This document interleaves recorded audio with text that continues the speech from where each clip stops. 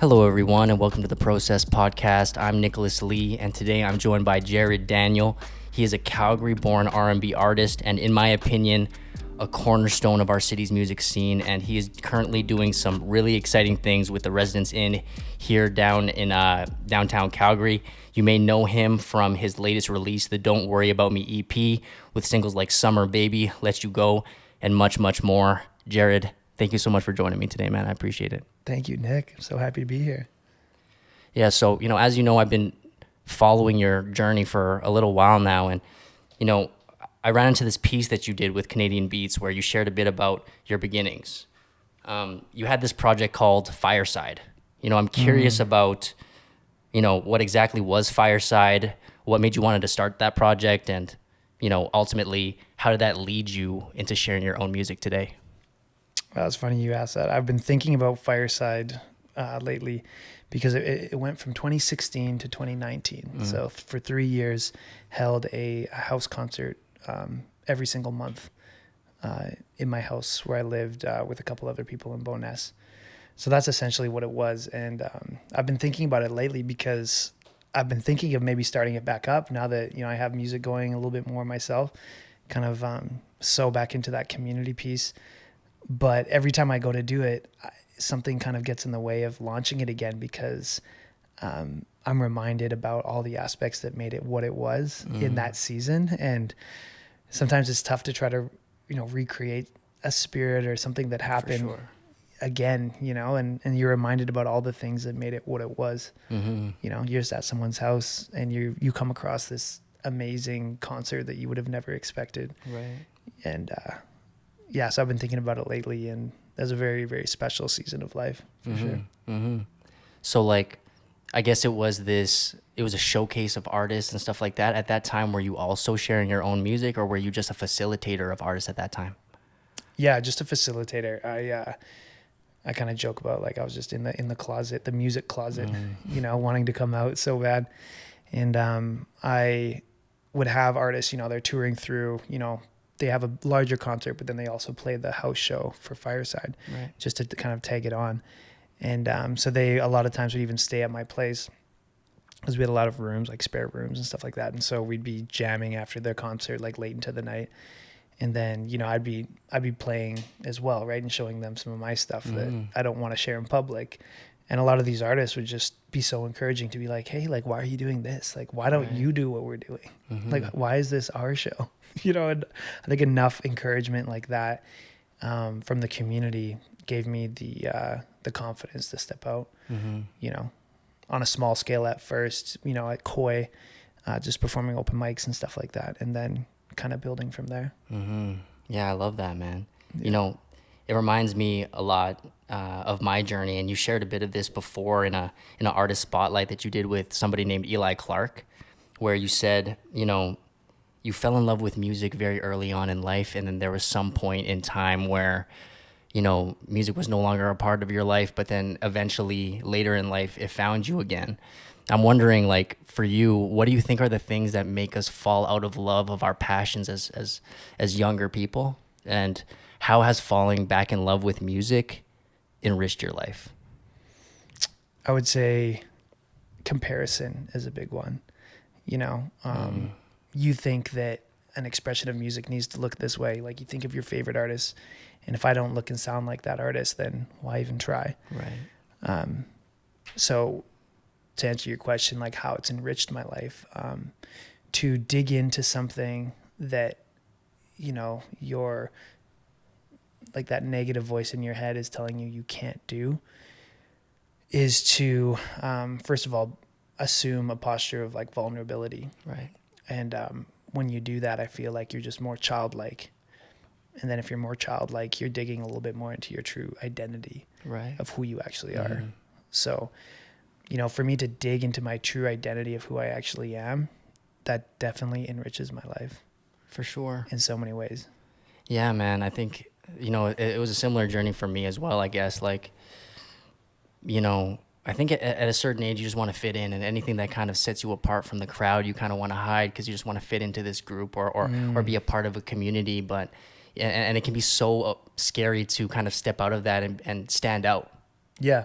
you know, and that's Absolutely. definitely what you're doing now with your music, man. Like I'm a real fan of what you're doing, and I actually want to like dig more into your creative process. You know, I think for a Sure. lot of artists, they struggle with this, you know, but I'm just wondering, like, who are your major musical influences, and how do you balance allowing yourself as an artist to be influenced and inspired by other artists while also making sure that you maintain your own unique sound? Yeah. That's a really good question. So yeah, the things that I really value within music is like vulnerability, authenticity. And yeah, like as you were talking there in that question, I was just thinking, you know, why do people like music? Like you said, in high school, it's like, hey, I want to stand out. You know, I see other people doing these things to stand out. What do I have that's special about me so that I can stand out? Right. So then you're like, oh, music. I kind of like music. Let's use music to stand out. Mm-hmm. You know, and I think just in a society that uses so many things for things, Right. it's not a pure way to approach music. But we all do it. Mm-hmm. You know, it's like music can help me achieve this, and that. Right. But the music is not the end itself, and therefore it's not a sustainable path you're on at all.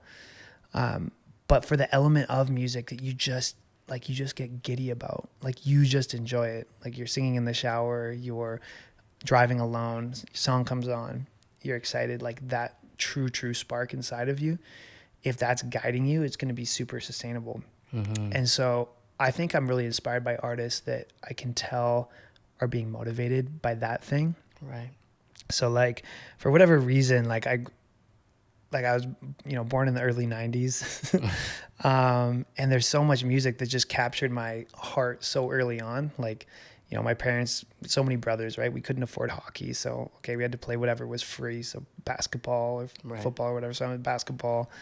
And even though I probably wanted to play hockey, but couldn't afford it. So now I'm playing basketball. So now Space Jam comes out. Now Space Jam, the album comes out. Well, now I'm introduced as a young white Canadian to D'Angelo and Monica and R. Kelly and, you know, some of these artists.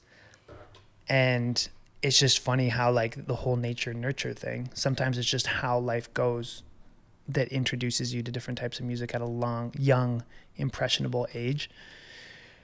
And so that era of kind of like, you could say early 2000s R&B really captured me, like in that true childlike spot. And so artists these days that are trying to plug back into that sound, I know what they're doing, and I love it so much. And it makes me, I guess, feel like a kid again, or like makes me feel so happy. So like Joyce Rice, for example, or Devin Morrison, or even Larry June as a rapper, or like these artists, I feel like they're also plugging into that like childlike spot that really has my heart.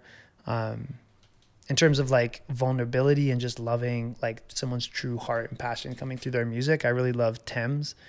She's a Nigerian artist making some amazing music right now. And you can just feel the vulnerability and the passion coming out of her voice. Like it's not so polished and perfect, Right. but you just feel it. And same thing is kind of like a sleeper, but Ty Dolla $ign. Like love him as like a male vocalist. Right. And just whatever he's actually singing about, you know, it's his life and things that he's dealing with, but like how he sings it, how he delivers that passion, it really just captures me. So these are some artists doing some cool things, Right. in my opinion. Yeah.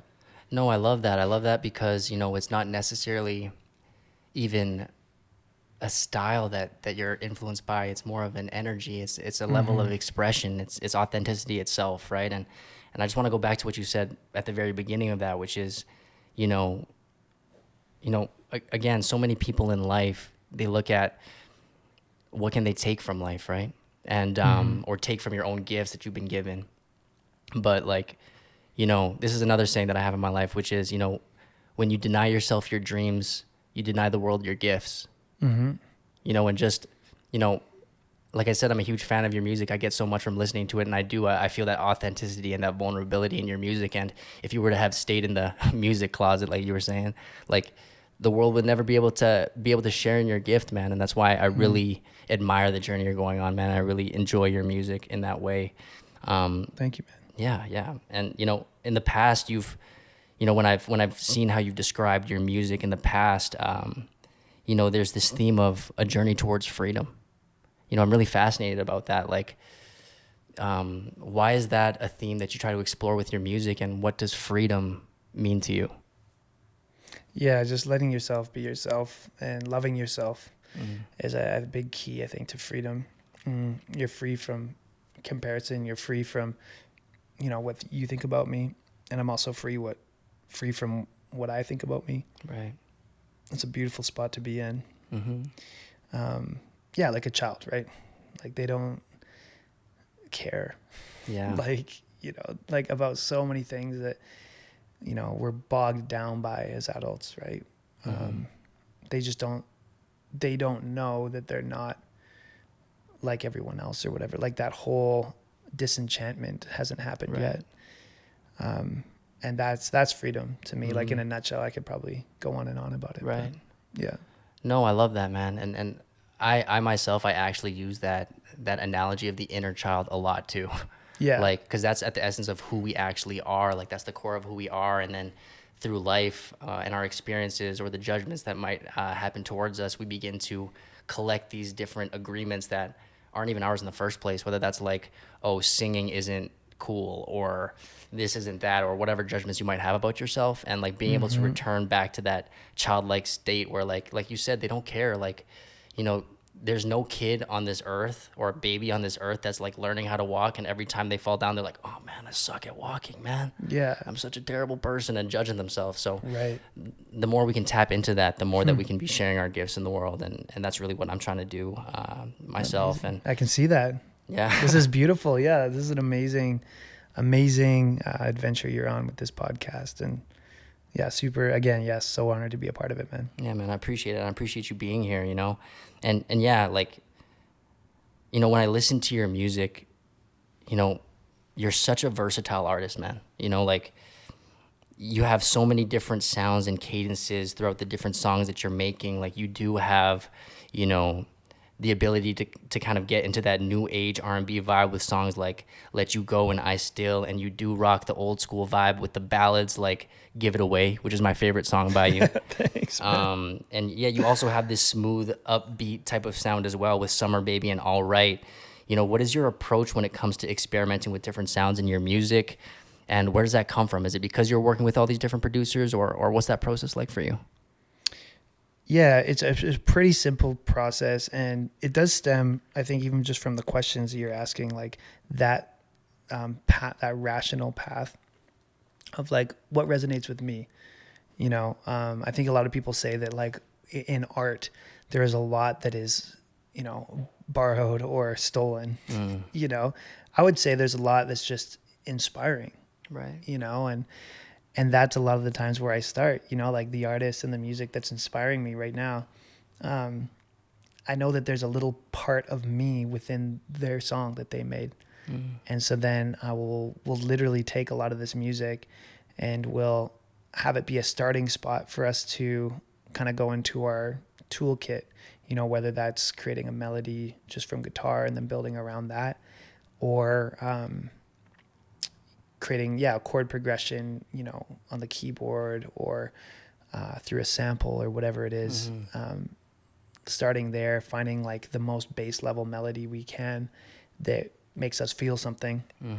And then from there, I mean, if we are talking about like my songwriting process, it's just a lyrical melody that I'll come up with. That's a lot of the times like some sort of pidgin English, Right. kind of vibe, because it's like if you don't feel the lyrical melody, in my opinion, then like that has to say something first before the English language is saying something. Yeah. So once that is saying something, then you say something even deeper on top of that through the English language. And then from there you build in and build on top of that other elements of the beat. And so I would say that's my formula for letting your music like be felt by people. Right. like, obviously it's this magical process where you're going through something in life and you share it musically, and then someone comes up to you after the show. I'm like, wow, I was really going through the same thing. And like, I really felt that. And I know that's sort of like a magical process that just, I would say, like, you know, the Holy Spirit, you know, is involved in. But there's also a bit of a human formula to that as well. Yeah, I love that process because, you know, when it does start from the melodies and it's just like, it's kind of like you're allowing yourself to be this vessel that the Holy Spirit, or whatever you want to call it, whatever like you this want to call creative it, force is working through you, right? And it comes from this authentic place because it's literally just cadences and melodies coming from you, and then the words emerge after, which is actually like very similar to my process as well. Obviously, I'm still like in the musical closet, man. It's hard for me to share my own. Thanks, man. I appreciate that, but it's hard for me to share my own music, and you know, yeah, you've touched on it already, like, you know, the process of releasing your own original music is such a vulnerable thing, you know, like whether it's music or anything you're creating, once you put it out into the world, you're putting it out there to be kind of like judged. It's true. And it's a scary thing. And especially with the type of music that you make, man, there's so much emotional content in it. And, you know, especially for people in our generation, you know, I was born in the early 90s too. and like, you know, men of our generation weren't encouraged to share our emotions, let alone like write a song about it. No. So, so I'm curious, man, like, how did you find the courage to share these vulnerable aspects of yourself? And you know, what's that journey been like for you, man? Yeah. Wow. That's a cool question. You ask cool questions on this podcast, which is very refreshing. I try. They're not so normal. Makes me dig back a little bit into my past. You know, I was playing sports. I love sports. I feel like it's like poetry in motion. You know, R&B and basketball are synonymous, for example. But I was kind of in this like monoculture, you know, really wanting to excel in, at the time, football, and living in this culture where I felt just trapped. Like I felt like there was somehow more of me that wanted to come out, but couldn't because of the pressures that were there. And it would still force its way out in little funny ways. Like I remember we'd be on like the bus, like going, like traveling to play a team.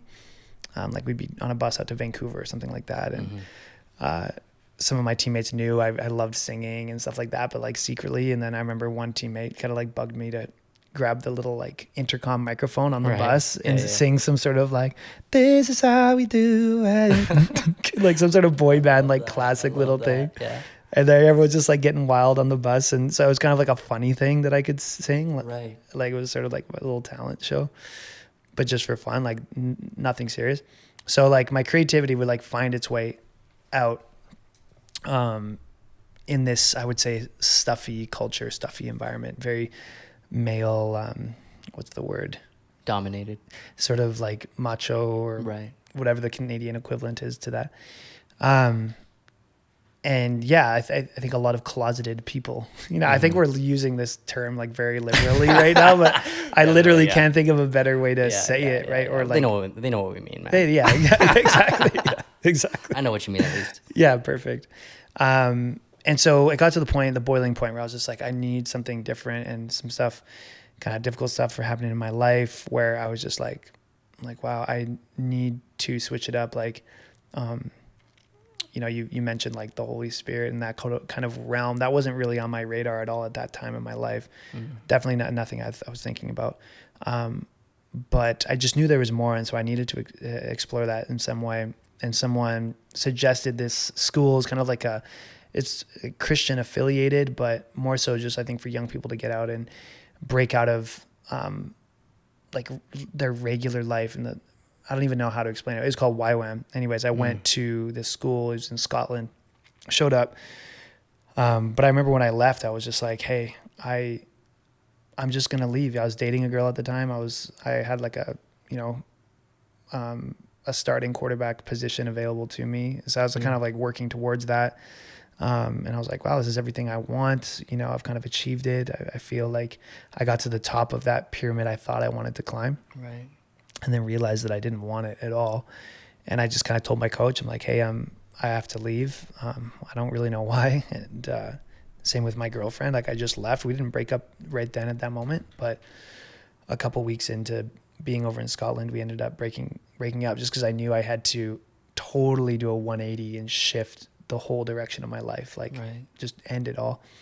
And the people that I met up with there was like, 10 other people in my class or something like that, and they were all in the exact same place in life. Like, this wasn't any religious Christian type thing. This was just like a life thing. This was just like human beings that wanted something different, and we were all in the same place. And there's a lot of music there, and it just encouraged to just like, let your hair down and just sing and like dance, And again, like, as a man, it's like sing, dance, like lame, like 100%. I feel that. Not cool, but then it's like you just get to this place, you're like, I don't give a shit, and it was just the most like liberating experience for me in my life.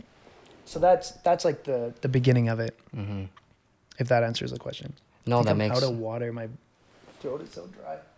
Yeah, we're gonna get you some water, Jared. Thank you so much. Thank you so much. Yeah, but I really appreciate you sharing that. Francis for the win. Yes, thank you, Francis. But I really appreciate you sharing that, man, because I think that's something that a lot of men kind of struggle with, just being able to express ourselves. But there comes a point where holding in who you truly are is harder than facing your fear of being truly seen for who you are. Like, because you're kind of hiding, like, you can't, the only way you can express your music is if you make light of it, to make it a joke. And then a huge part of that, to help you break out of that, is community, is having a safe space of other people who are saying, hey, Jared, it's okay for you to dance or sing or express yourself in whichever way. Brought the whole jug. The whole jug. Clutch. We're staying hydrated. Thank you, man. Thank you, bro. Totally. So I think that's blessed, man, and that's super powerful. And I think that's such a common thing in life. Sometimes we just, like with you with the whole football thing, right? Like, sometimes you just chase something for the sake of chasing something. Sometimes, we can get caught in this race of just like, I just want more. It doesn't matter what it is. I'm on this path now. I just want more of this, or I want, just more, right? But it might not even be what you want, and it takes a lot of courage to kind of like look at your life and completely abandon that, and then go into a totally different direction, especially in this vulnerable aspect of life, right? Absolutely. And maybe this comes from your athletic background, but like, when I first met you, it was actually, I don't remember which one it was, but it was at an open jam. And like, are they going to say open gym or open jam? one of the two. Yeah, it was an open jam. And for people who don't know what that is, it's like, it's a place where, there's just musicians there. You can kind of just pick up a mic and you can sing whatever you want with this band. And, maybe that has to do with the athlete in you. Like, you're literally, even at the level you're at, you're still going to these small things and getting these reps in with your performances. And you're so busy all the time. Like, even before you came here, you're creating content, you're working on your music. Where does that persistence and consistency in your craft come from? Man, I feel so inflated right now, but in a good way. I'm like, I'm the shit. Like, I'm the man. Wow. It's like that Mamba mentality. Rest in peace. Rest in peace. Yeah. That was the other day. Where does that come from? I think you maybe touched on it for sure. Like, I think I don't realize like how much that upbringing within sports kind of ended up filtering its way into my life. I always think that I'm not doing enough, Right. Like, I'm not working hard enough. It's like there's always more to go. But to hear from someone on the outside looking in that I have a good work ethic, it's like I'll take that to the bank, for sure. I'm trying to think like where that actually comes from though. Yeah, well, I'll say this, man. Like, for me, like, I train in martial arts, and definitely just that athletic mindset carries on in everything in life, But one thing that you said there that I really want to touch on actually is like, you know, sometimes we can be so judgmental of ourselves. Like our inner voices can be so critical. You know what I mean? Like, it's true. especially on the journey you're going on where you have to be so vulnerable. Like, what are some of the tools that you have to combat your inner voice? Especially because, like, you know what, you're hard on yourself, but you're still doing it. It's not like you're letting that voice in your head stop you from chasing your dreams. So, you know, how do you tackle that? Yeah, I think just for people to do what terrifies them. You know, to put it simply, like, as long as it terrifies you in a good way. But I think mostly it does, usually. Because if you're doing what terrifies you, you're actively being in opposition to that voice. Right. Like you're almost personifying that voice and then giving it the finger. Yes. You know? And that's what got me into music as well. Like that was the one thing I was so terrified of. But if it terrifies you that much, there must be something in it that also could make you come alive the most. You know, if you face it. And and that just takes vulnerability. Right. You know? Yeah, that's a common thread that I've seen with the people that I've had the privilege of talking to through this project. Like, you know, Miko said this on the last episode, which was, you know, when you feel that fear. Javier? Sorry? Miko Javier? Oh, no. No. It's different Miko. He's a This is world that traveler. awkward. Check out episode 5. Check out episode 5. Episode 5. Okay. Yeah, exactly. It's like, damn, didn't do my homework. Yeah, but he said, you know, when you get that feeling of fear, those butterflies in your stomach, it probably means you're onto something good. And one thing that I really love about what you said was like, you know, taking that inner voice and realizing that that's not you. Like you're not your thoughts. You're the one observing your thoughts. Wow. You know what I mean? And being able to like take that inner voice and separate that voice and say that's not you and be able to address that in whatever way, I think is a powerful tool for sure. Another thing that like at least I use to deal with fear is like, you know, biologically fear and excitement, the same chemicals are going on in your body.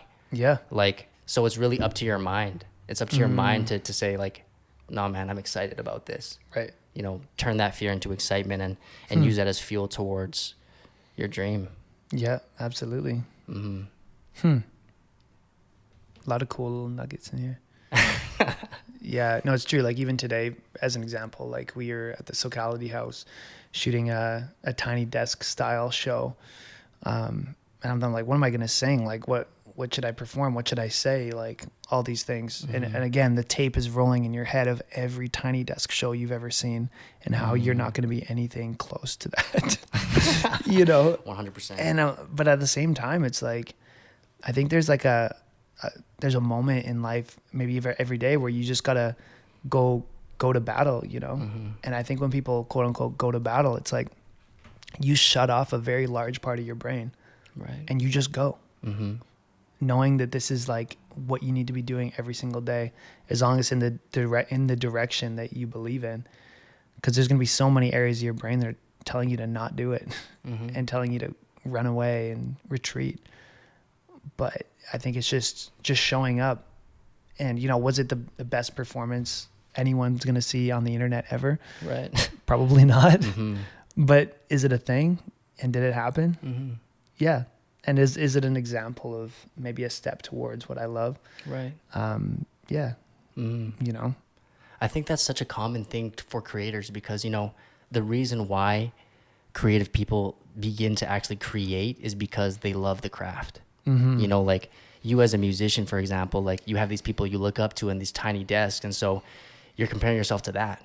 But like when you get started, you know, you're not going to match up to your taste level, especially if you are like an R&B head or like whatever that is, right? You're not going to start off on that. And to be able to like allow yourself to grow, again, going back to that childlike state, like, oh yeah, you didn't walk your first try.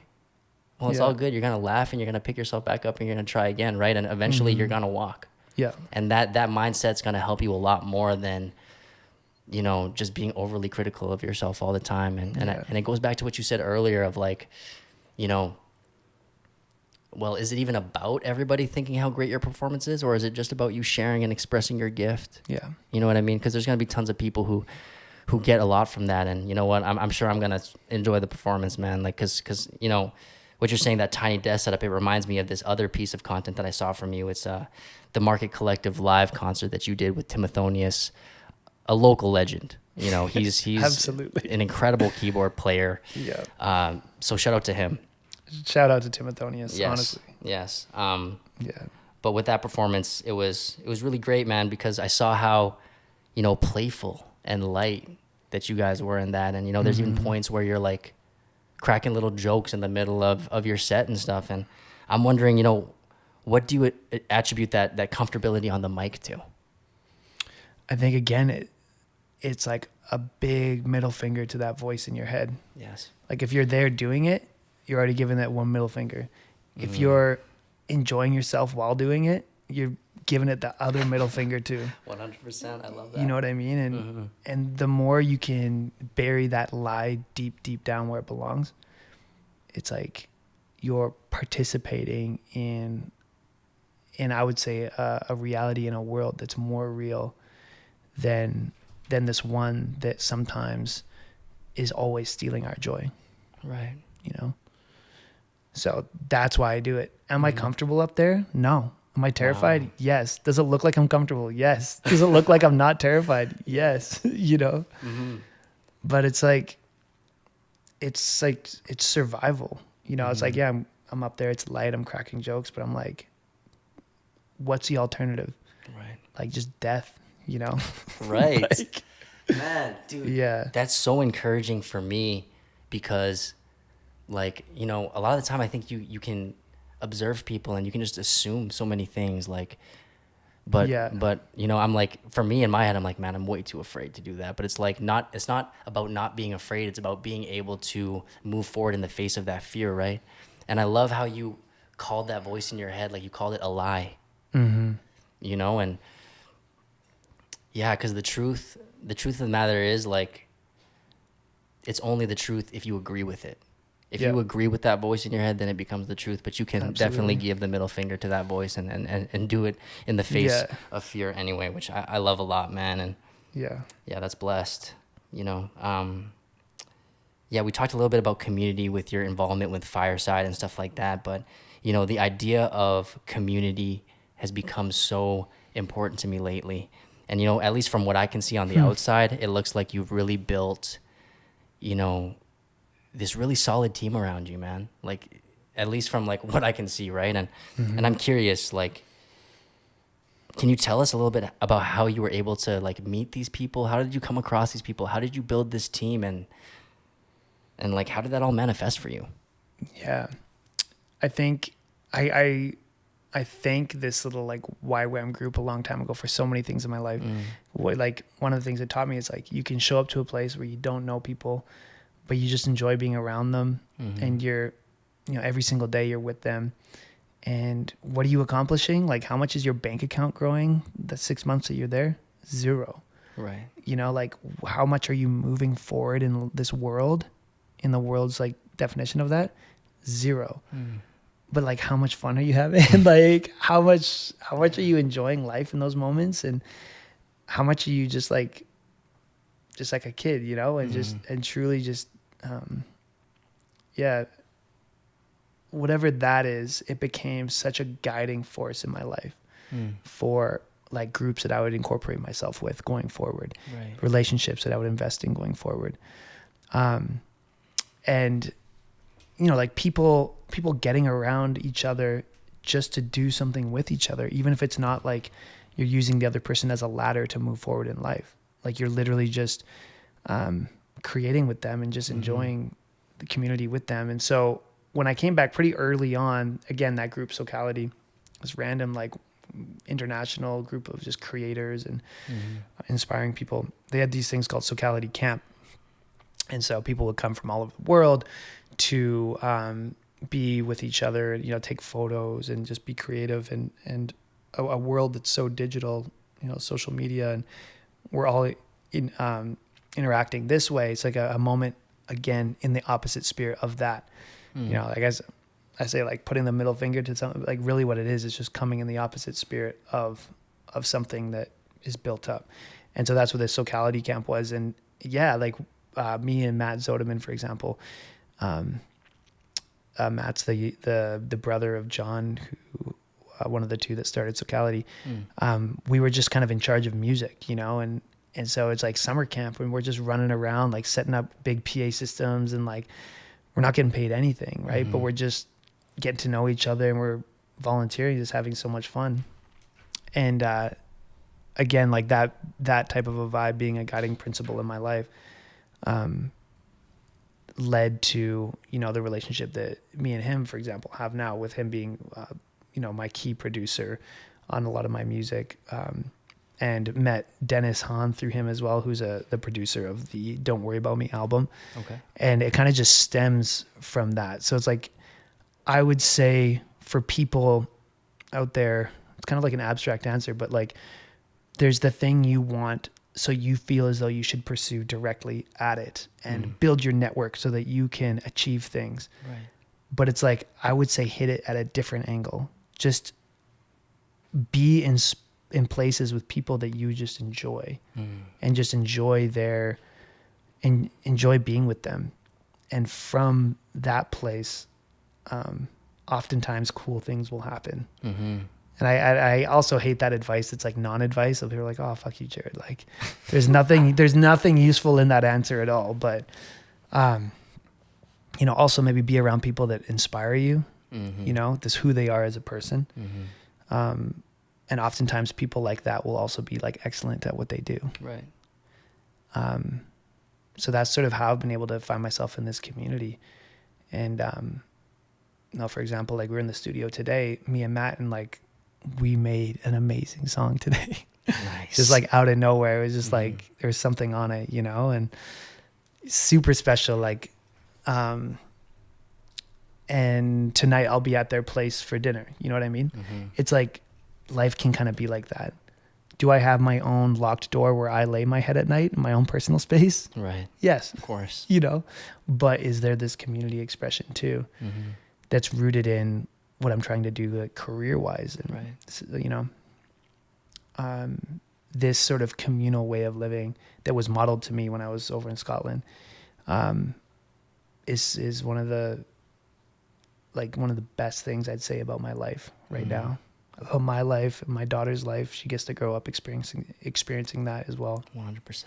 Yeah, it's amazing. No, that's blessed, man. Like, I don't know. I think that there's a lot there, you know, like even at the beginning of that, like, yeah, we're not getting paid for this, but like, I think that's a huge mistake that people make, is like not being able to see an opportunity just because there isn't a paycheck attached to it. Yeah. Like you said, there's so much more that you got from those experiences. That 6 months of time led to these relationships where now you're building with these people, or even just enjoying yourself, which I think is just an underrated thing, man. Like, underrated. The present moment is fleeting. And if you can just like, I think for me at least, it's more important to enjoy life than it is to like get a bunch of stuff. Totally. Like, you know what I mean? It's like that similar path. Like for you, it was football, but for somebody, it might be like you're in a cubicle right now and you're trying to get a raise at this place that you hate. But like, you know what I mean? Like, what can you do to actually enjoy your life? Like, what can you do to actually enjoy the mission that you're on? And I think community is a huge part of that. Absolutely. Do you think you could have done it by yourself? Like, do you think that you need to have people around you, or like, do you feel like you can do it solo? Like, what does that collaboration do for you in your life or in your creative process? I would like to answer the question. No, I could not have done any of this on my own. But I would say that sometimes, you know, a hyper focus on the community can also be a bit of a hurdle, you know, especially when you're surrounded by excellent people, you know. There's sometimes things that you want to excel at yourself, but you can, when you're with amazing people, you can kind of coast and not kind of dig in and have that hunger yourself to do things on your own. Like I really want to get a little bit more into being able to produce more of my own stuff, you know, and that's always been something I've just never needed to do because I'm around so many talented producers. And yeah, it's, again, the whole story of like, oh, there was something that scared Jared, so he did it. End of story. Not ever the case. Right. You know, it's like something scared him that year, So he did that. Then something else scared him the next year. So he faced that. And then something else scared him the next minute. and he faced into that. And that's the story of everyone, right? Right.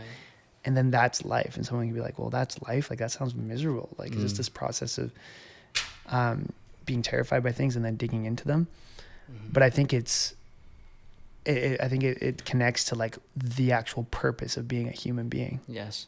And I think the purpose of, it's a super simple one in my opinion. And it's very similar to the purpose of a plant being a plant.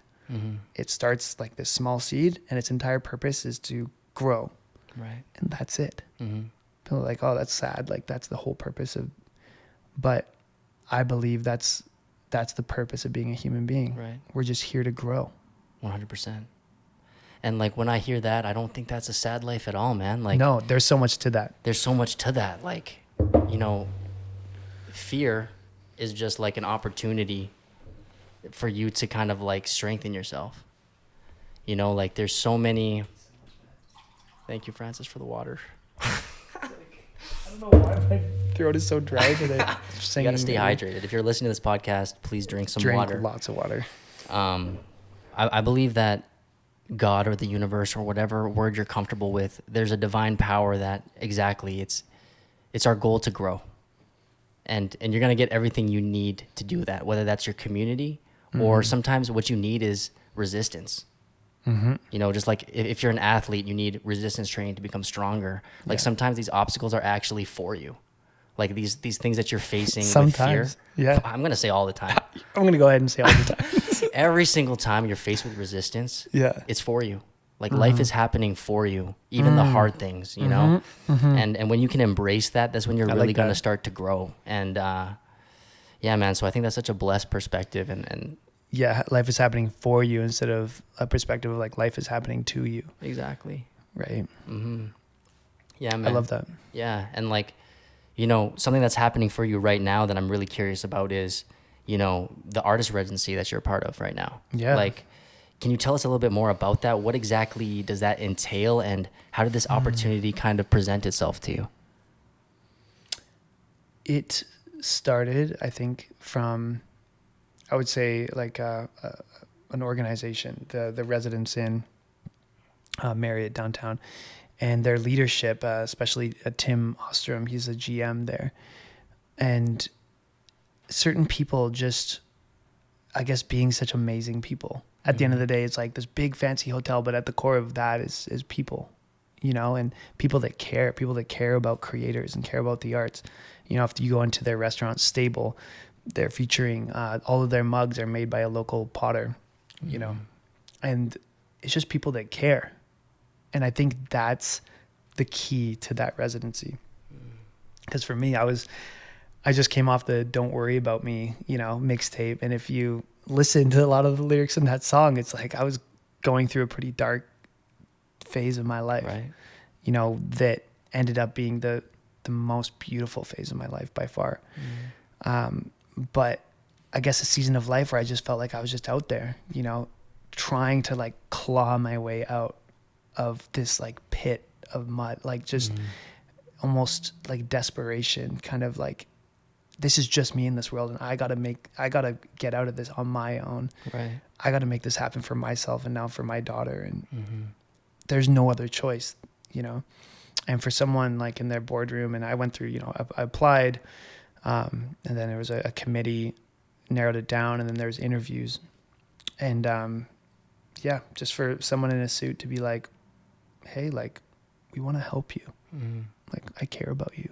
I'm just like, oh God. Like just that alone, like was so encouraging, I think, as a person, but then also just for my musical career, like just to keep going. Like, we believe in you. And I'm just like, and again, it goes back to that, like, I would say sometimes a little bit more North American mindset of like, I can do this on my own. Like, we can't, you know, we try so hard, and I thought I could, but I was just like falling apart at the seams, right? And so that statement just sort of like undid me, and really encouraged me. And they're like, yeah, you know, they chose me to come in, and what it is really is, that's what it is. It's them as an organization out, like reaching their hand out and be like, hey, we want to help the arts community. We want to, we believe in the arts and artists in Calgary, local artists. We want to do our part to help that community grow. And so, they could have a program that's a lot more like a cruise ship where like I'm there and like I do perform live there, and they do actually pay me as well to pay there. Wow. They pay me to perform as well on top of putting me up in the hotel. But they've made it so clear that their emphasis is on my creative process and what it is I'm actually wanting to create. That's so cool. Because that's more so their metric. Their metric is whatever my metric is. Right. And so that's why I'm there, building this first, like more full length album, and building this music. And it's just a space. It's an open canvas for me to create this album. And there's little elements within it, like I guess the practical elements of the residency that just make my life that much easier while I do it. Right. They just help me. Like, hey, living, breakfast in the morning, like somewhere to live, breakfast in the morning. Sure. Like we just want to help you with that. 'Cause we know that you're really digging into this creative process, and you don't need a room to stay at night. You don't need breakfast in the morning. But here it is anyways. Right? And then you're just like, I think we're sometimes uncomfortable with kindness, or like, I know I am. I'm just like, oh, like it feels the best and it feels the worst. It's like, you just want to help me. like where are the strings attached? Right. Right. And there are none. And I'm like, wow, that's super cool. And I think if more people, myself included, can kind of rally around that, to support the arts in our city, we're going to see some amazing things happen. Similar to what you're doing with this podcast, Right. Same kind of thing. Yeah, man. I think that's so beautiful. Like, like, I guess we touched on this a little bit, but, for a lot of men in general, it's hard for us to ask for help. I think a lot of us, we carry this thing inside us where we believe that we have to be this stoic person who has everything under control, and we don't want anybody's help because it's our responsibility and we have to carry that. But when we do get help, it means so much. You know what I mean? And I think you don't give yourself enough credit for that. It's like, oh, this person's being kind. Of course, like this organization or this institution is being kind to you and offering you value and offering you help. But this is something that I talked about on another episode, which is like, luck isn't just a bolt of lightning that hits you. Luck is when preparation meets opportunity. And you've been putting in the work, man. Like, you've been doing this thing, and then now this opportunity showed up, and you earned that on a certain level, right? Like, without all the work that you've been doing, without putting out the EP, without like putting yourself into these situations of being more vulnerable and sharing your music and being more expressive of who you genuinely are, this would have never happened for you, man. And so, like, the work that we do on ourselves is so important. We can't wait. Although it's really important for us to be able to take help, we can't wait for help. Like, it's a mix of those two things. Like, Absolutely. Oh, I see what you're saying. Yeah. You know what I mean? Like, you put in the work yourself, but then also be open to help when it does come and be prepared to take that, right? Yeah. So I think that's blessed, man. And I'm excited to see what you do with this residency, and definitely like what you can do with all of these other things taken care of and letting your creativity really blossom. I'm excited to see what you come up with. As my hands are shaking. Me too, man. Thanks. Yeah, but like, I want to get into that a little bit more. Your upcoming album, like, how does working on a full-length album differ from your creative process of like putting out singles and stuff like that? Like, is there a different approach to it, or how are you handling that? I think, yeah, like the obvious answer is you have a larger message you're trying to put out. And sometimes when you're trying to give a message, it's easier to tell it in story form. And that's where an album comes into play, where you're touching on different aspects of that message through each song. That's kind of the obvious answer. But why in my life have I come to a point where I feel as though I have something to say? I think it really touches on a lot of what we've been talking about today, like a lot of lies that we just walk around. in agreement with, and another, intentional attack of those lies, and really trying to dig deep into the reality of, I think what scares me, especially in this time in my life where I've found myself experiencing a new normal. As a dad, I'm not like a single dad, and who has a really great friendship and relationship with the person I'm blessed to co-parent with. Right. Just found ourselves in a life position that's so much different from how I thought it would all look. And I'm kind of at odds with this new reality. Right. The world and what I thought in society or whatever is like telling me that this shouldn't be a space where I feel comfortable. Yet there's so many aspects of it that make me feel right at home. Right. Like looking in my daughter's eyes and just like spending time with her. I don't feel like things are out of place. Right. But the world's telling me that they are, or I'm that voice or whatever, I don't know, it's telling me that it is. And so it's this constant battle to keep those voices at bay, to keep those lies at bay, and to identify them for what they are, so that we can live that life that I believe we're meant to live, which is a life full of love, full of joy, full of freedom, thriving and growing. That's what life is meant to be. That's what it was designed to be. I don't think it was designed to be this like uphill, never reaching struggle. 100%, man. I think that's beautiful. I think that's a beautiful intention to have with your music or with your expression, man. And I agree wholeheartedly with all that stuff, man. I really do believe that life is designed for that, for us to, again, like you said, to grow, whether that's like the obstacles or the lies that we have to face or the gifts that we've been blessed with that seem like it's just pure luck. Those things are all a part of our story, and that's pretty blessed, man. We've been touching on it throughout our conversation, but fatherhood, it's like, how has that impacted your life? Like, you're a recent father. You just became a father last year, right? Yep. Yeah. So July. Yeah, summer baby. Summer baby, exactly. Yes. Yep. So like, you spoken on it a little bit already, but I kind of want to dig deeper into that. Like, how has fatherhood kind of changed your life? Because it's different for everybody that I interact with, but I'm kind of curious as to how you're experiencing it right now. Yeah, I think what fatherhood is you create this human being who is completely in love with you. And it's like, I don't know. I think that like who you're also in love with. Like, what? Like, when does that ever happen? That's never happened in my life until this moment. And like that's the aspect of fatherhood that I find the most like transformational for me, is like someone is completely in love with you and they see you and they just light up.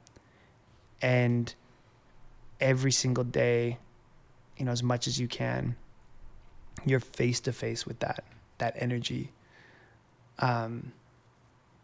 is so different. And so, I think that's really what it is. Right. Everything else, fatherhood, there's a lot of like, funny practical things of like, just like learning new things, how to, changing diapers all the time. And, she's teething and, we're trying to get her on a more consistent sleep schedule right now. And, all the, parent banter that you sometimes, those aspects. But if I'm to drill like fatherhood down to like one thing, it's the miracle and the magic of like that thing.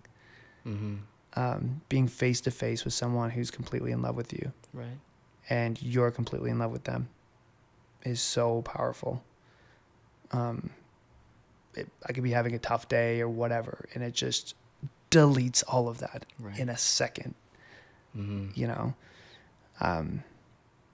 It requires something of me for sure. Like, I think to be a father is to choose to be a father. Right.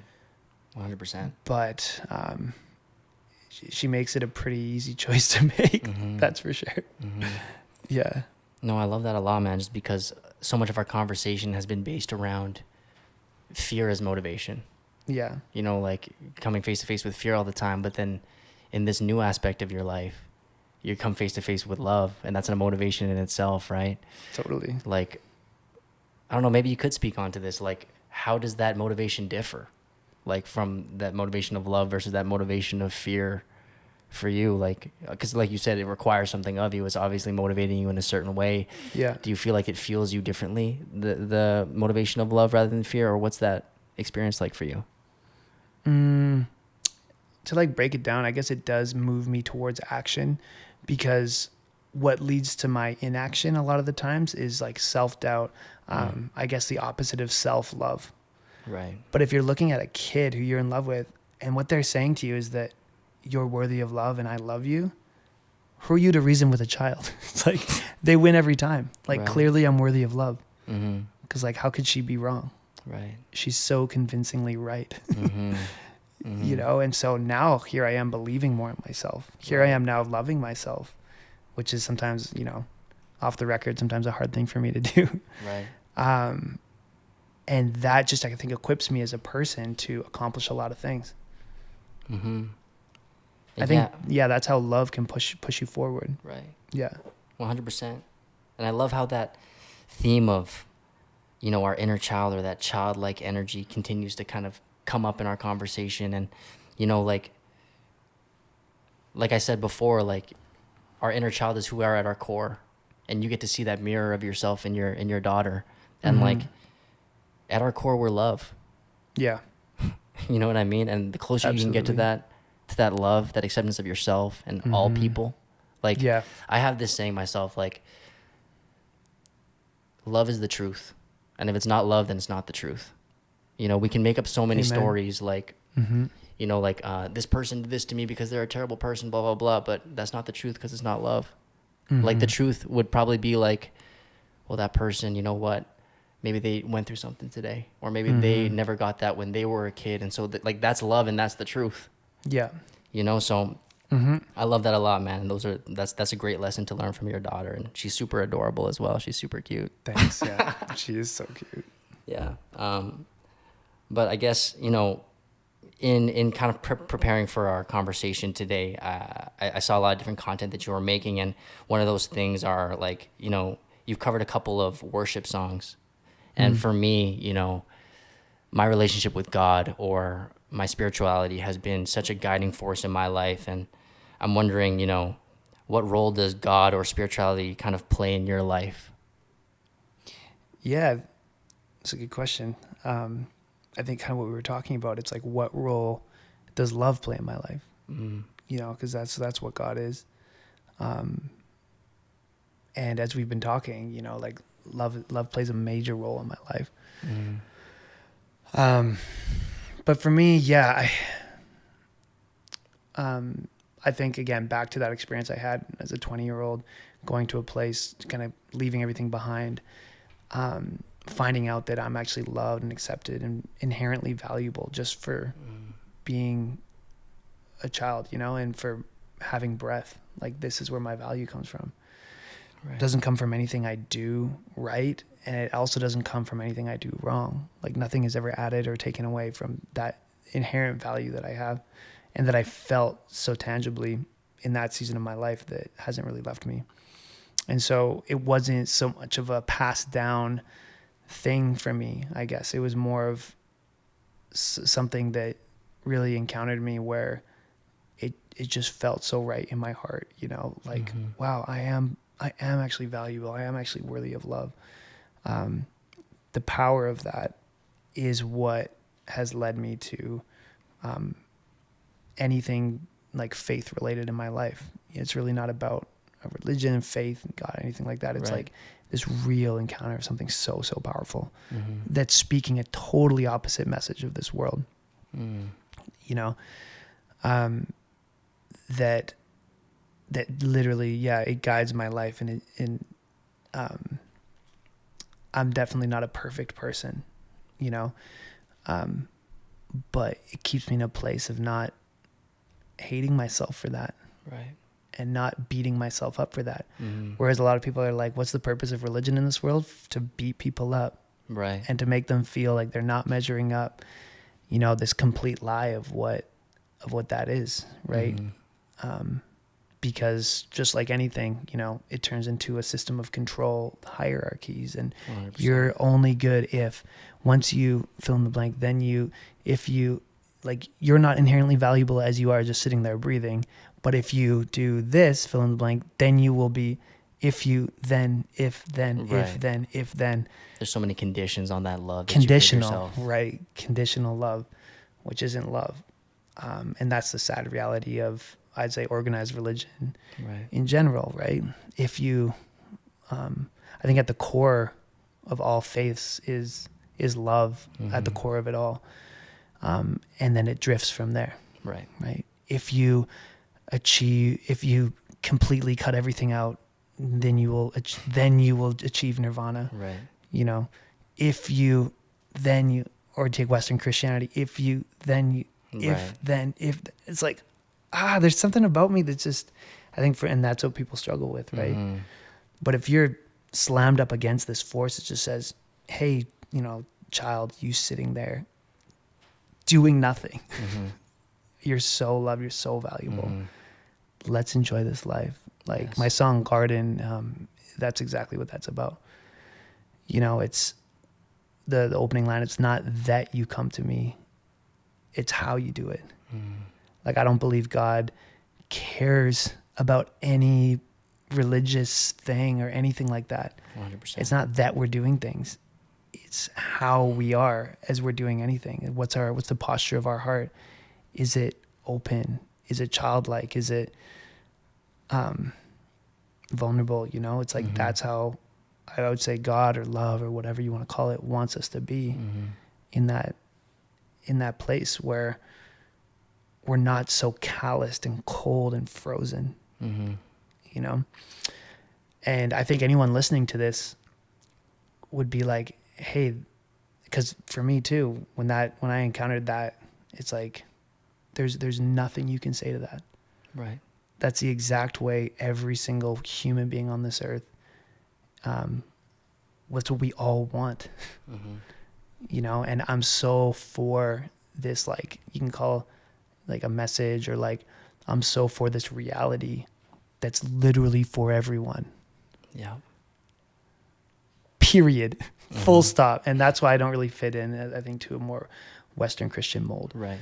I wouldn't say I'm an outcast, but like, I'm just like, when I think about the reality of that story, it has everything to do with this unconditional love. Right. And nothing to do with all of this other stuff that does not matter at all. Does not matter at all. You know? And with this type of a posture for my life, like, man, I meet the most interesting people all the time. And they're just interesting because they're interesting. Right. I'm not like, oh, hey, you have an interesting story. Like, I want to get to know you so that I can make you not burn in hell forever. Right? And it's like, and someone's like, oh, wow, someone who just genuinely cares about me. Like, this is great. This seems like there's no catch to this. Until I found out there was. It's like, why does there have to be that caveat always? As people, why can't we just let people into our lives, listen to people's story, and just be love? Just like, period. 100%. Like, remove an agenda completely. And that just doesn't apply to like the the structure of 100%. organized religion. That applies to, you know, your workplace, your whatever arena you're in that has a set of rules to where you're in or you're out. You can apply that same principle, and it just makes you more successful in those arenas, and B, just a more enjoyable arena to be in. Right. You know? Yeah, I love that a lot, man. That's a great perspective, and I think, you know, it resonates a lot because, you know, I'm comfortable with the word God, but maybe that will have a certain connotation to somebody else. Like that might be a symbol of something else to somebody else, right? Abuse. Right. So many different things. Different things. But, you know, just like you you know, it sounds like you have your own relationship with the divine, or whatever word you're comfortable with using, God, whatever. And I think that's important to do, to cultivate your own relationship. And the things that you said about, like, you know, how do you just be yourself? How do you have an open heart, etc. Like, I believe that we're all gifts in this world. Like, Yeah. you know, you tell yourself, like, oh, I'm not a perfect person, but what's to say that? You know what I mean? What's perfect? Exactly. What's to say that you're not perfect? Like, everything that you are, everything that, like, anyone is a gift, and it's meant to be expressed fully in its most honest expression. And when all of us are truly ourselves, and we're all bringing our gifts to the world, and we all can kind of create this place where everyone's welcome, where no one's excluded, because you see somebody else as a gift, just like you see yourself as a gift. You know what I mean? And like we're all in process. Right. And perfection is the opposite of process. 100%. Opposite of growth. 100%, man. And yeah, you know, I guess the thing that spirituality or the divine has played in my life as well is, like, you know, is this ability to surrender. Like, to know that not everything is up to us. That, like, there's something else out there that we can just kind of, like, let go, and exactly what you said, like, without having to do anything.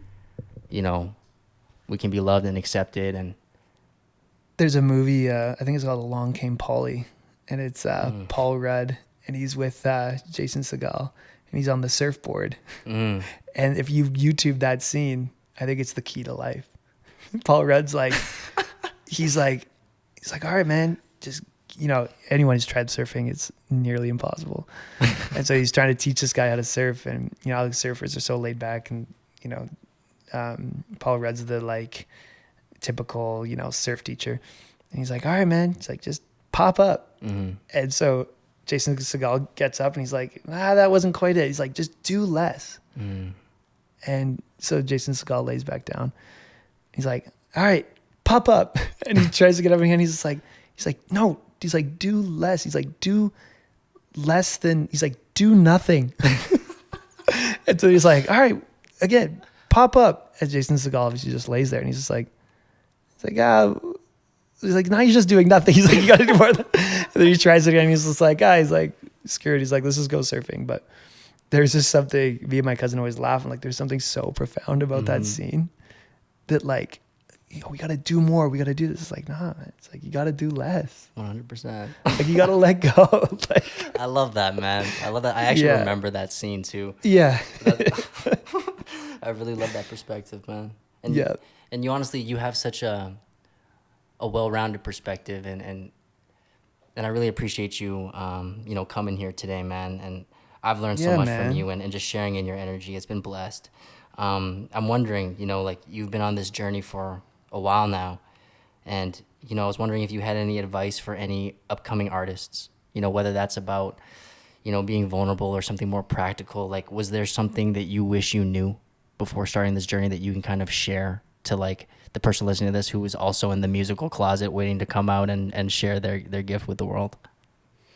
Well, one person who I kind of came across, you know, with this posture of just moving towards, you know, people that inspire me or opportunities that seem cool. Through that, I was blessed to meet a guy named Andy Cohen at first, and his business partner at the time, John Cohen.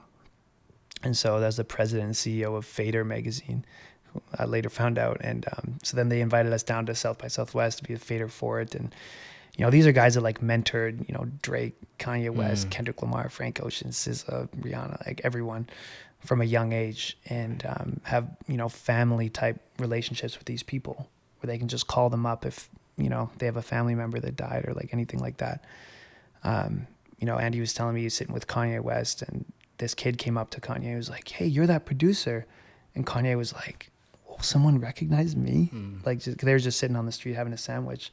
And this is kind of where Fader encounters artist stories, like right at the beginning when nobody knows about them.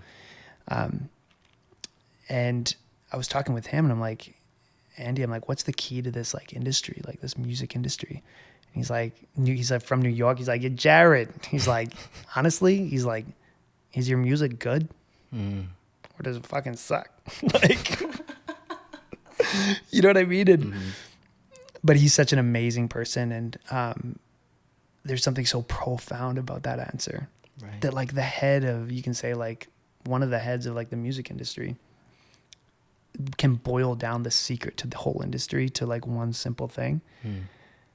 And that is something that you can never skip or bypass as an artist, because there's so many other options that are being offered to artists and people that care about music these days. Hey, do you want to get famous in literal seconds? Here's an app called TikTok. And if you do the right kind of thing at the right sort of time, you can just blow up and get this like shortcut to fame. And isn't that what you want? Fame and people screaming your name, and like, isn't that actually what you want? And they're like, yes, that's what I want. And the reality is that's not really what anyone wants. You know, it's like, that's so far from the essence of like the actual music itself. Because whose music ends up having shelf life and things like that is like people that are digging into the reality of who they actually are and their true life experience. You know, like Frank Ocean, or like, I don't know, you could go on down the list. But it's like they don't care so much about the noise and what the result of the music is. They just deeply care about the music itself. And so if I were to give like a younger self advice, I would just say like, hey, what's your life look like right now? And encourage that younger version of me to just be honest with that, and to make music from that place. Yes. You know, and dig in, like even just the music, like when it comes to like music being really good, you know, I think when you're really digging into your love for music, you're actually practicing more, you know, because you just love it. Yeah. You know, there's an album called Geography by Tom Misch, and it starts with the song Paris, but before that it's an intro to Paris. And there's a nice little monologue that I would encourage everyone to listen to that truly does represent, you know, when you listen to Tom Misch's music and like how skilled of a guitar player he is. And he's not trying to like impress you so much with his voice, but you feel his music so deeply. Why? And again, I've been talking for 10 minutes about what fucking Andy Cohen just said was fucking good. But that's what good is. Yes. Like, You can break down that word, like good music, into like a long-winded answer, because there's so much to it. And if you're digging into music in that direction, it's like, A, you're always going to enjoy it, whether you blow up or not. And B, you're probably going to blow up. You know what I mean? 100%. Yeah. And if you're kind of going at it the other angle, you might blow up for a second or whatever that means, but you won't be happy with that result, even if you reach there, and it won't last for very long. You know? Man, I love that perspective. So I think the message to any musician, but just also to any person, like what truly makes you, like you said, like what truly makes you come alive, like do that, because you're doing the world a favor. You're doing yourself a favor. Yeah. Yeah. I love how that just comes full circle, right? Like at the beginning of this conversation, you're talking about how people are just always looking for what they can take. Like, oh, what can I get out of this thing? What can music get me? Right? Like where can it get me? Where can this take me? And like, you know, yeah, make sure it's good. Make sure it's worth sharing. And the things that are worth sharing are your real authentic expressions, your real gift, what you're actually going through right now. And like when you make music from that place, well then it's fucking good. Yeah, right? Exactly. Yeah, with a folded piece of pizza, you know? Yeah. Shout out Andy Cohen. Man, well, this has been so blessed, man. Thank you so much for just sharing your perspective. And where can people find you if they want to reach out to you or hear your music or learn more about you, man? It's like, where can people find me? It's like I'm hiding. It's like, come find me. It's like right now you can find me at the Residence Inn Marriott on 10th Avenue in Calgary. I'm performing there semi-regularly. But digitally, you can find me Jared C. Daniel on Instagram and all the other platforms, Jared Daniel on Spotify, and on your podcast. Bless up, man. Thank you so much, Jared. I really appreciate you coming and doing this today, man. Yeah, man. Appreciate you. Thank you so much. Thank you. Let's go. Bless up, man. Bless up. That was amazing, man. Yeah. Man,